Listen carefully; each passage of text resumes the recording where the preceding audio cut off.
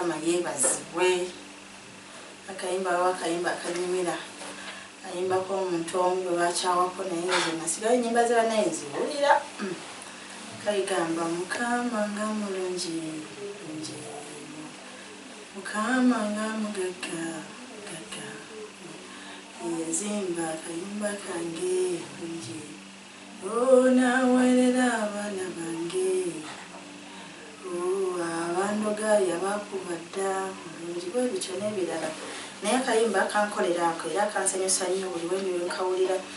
Mpulira nga kalineeyongera okugulumiza Katonda kubanga olowooza ku bulungi bwe mugamba ne nange singa nsobola omuyimbira. Mbaniriza nate mu paati yaffe ey'okusatu okubanga tugenda kubanga tusembayo n'olugero lw'ekkalamujja olunaku olwaleero. Kuno tugenda kulaba bifaananyi pictures or photos ez'abaana n'abakulu be basobola okukkiriza ne tusharinga nabo photos ne tuba nga tufuna memories ezo tetusobola kubeerabira bwe tutyo.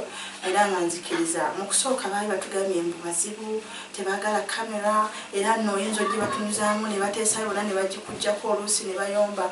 Naye bambi baali bawogerako tebyali bituufu. Ate bani abantu bakkakkamu ate munnange baatwaniriza. Nze nno era nebaza Mukama eyanzikiriza osigala nga nkolera kkalamujja. Ngenda kukolera ekkalamujja nga obusobozi bwe bwonna bw'anaaba ayagala nkole mu maanyi ge. Lwaki tebatuvumye bwe tubayita bajja bwe tuba tukuŋŋaanidde, tubaddewo ne crusade, tubaddewo nga tulaba firimu za Yesu mu lulimi lwabwe nga bakuŋŋaana bonna ne balaba Bambi. Yesu oyo omusajja yantuzannyira nga Yesu yakola ekintu nno eky'amaanyi. Era Mukama era ayongera omutuulira omukisa. Kati ne balaba Bambi nga baagala bweganga baaniriza ekigambo kya Kristo kye muleese. Although twasanze bakatuliki simanya abaprotestanti ekyaki ez'ovu Uganda ze zijjudde eyo, Catholic Church ze ziriyo, Seventh Day ze ziriyo, munnange teziriyo ezaffe. Tewali church tewali nze saazirabye.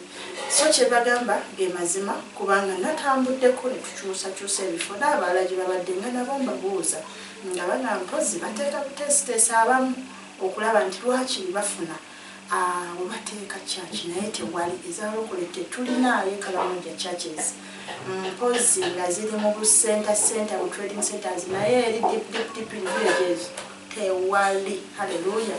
So tulina kubanga naye ng'ettaka oyinza okugamba oli buwalabu ettaka ddene nga bwe nabanyumiza bini bagamba osanga neiba oyinza okutambula kati nova ewakiso nemutambula tekikweyunyisa kusanga neiba nga omusanze Kasubi bannamuŋŋoona oba mu tawuni wennyini e Kampala kubanga okowa tonnatuuka gy'olaga ate nno ng'olina okudda awo wawadde obuzibu waddewo okulya n'okukomba essuwaani naye byonna ne tubikola ne tulya n'essuwaani ne tuzikola ki ne tuzikomba.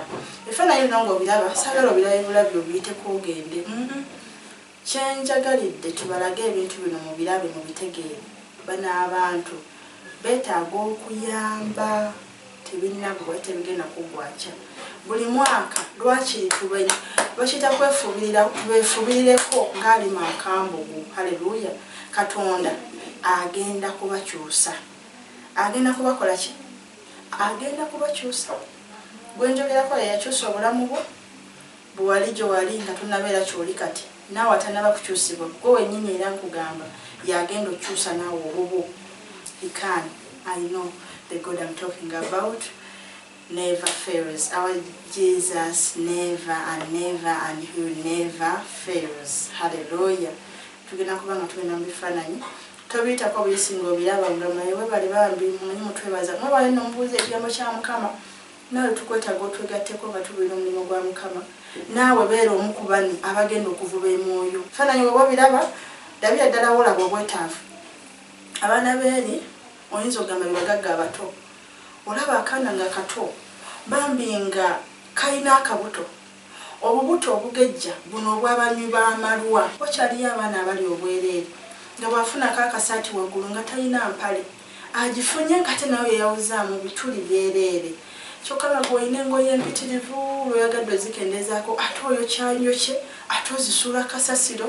Bambi temubisuula mubimpe nze gye biri yonna osobola binsindikira oba ku bbaasi oba ku takisi nze mba nsobola obituuka mu kibuga nze awo mba nsobola obbinona Mbegayiridde mukwatagane nange tukolere wamu.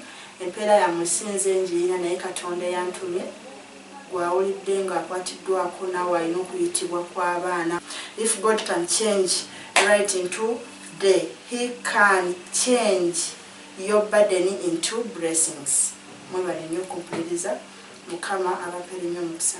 Mwine yakaya kuzukusebya yake Yesu gekkubo ge mazima ge bulamu bere bulungi.